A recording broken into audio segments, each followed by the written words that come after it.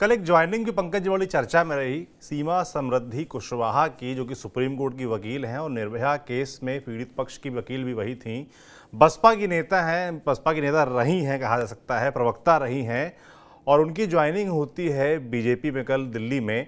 और चर्चा ये भी है कि इसके पीछे हाथ किसी बसपा के बड़े नेता का है। क्या कहानी है इसके पीछे की?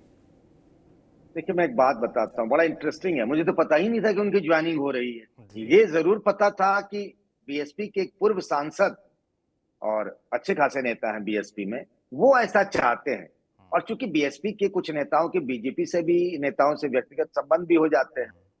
सीमा समृद्धि कुशवाहा के बारे में जान लेते हैं। पहले ये इटावा की रहने वाली हैं और ये बीएसपी में चली आई थी। बीएसपी में सोची किसी को प्रवक्ता की जिम्मेदारी मिल जाए तो बड़ी बात होती है। जी जहाँ जी प्रवक्ता जी होता ही नहीं, बहन जी जो कहे वही सही, ना खाता ना बही।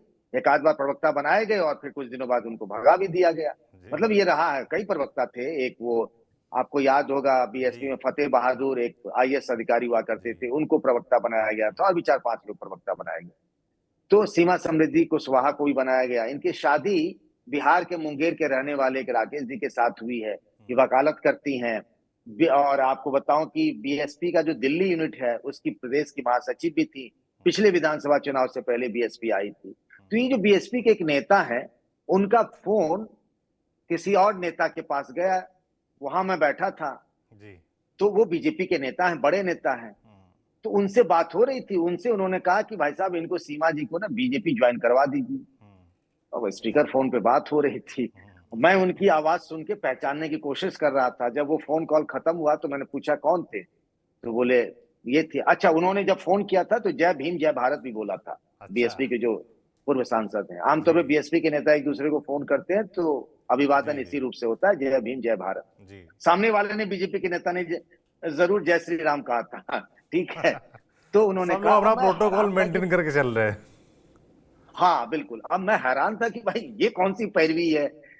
और उसके बाद में कल मैंने तस्वीर देखी कि जेपी नड्डा जी के साथ उनकी फोटो है।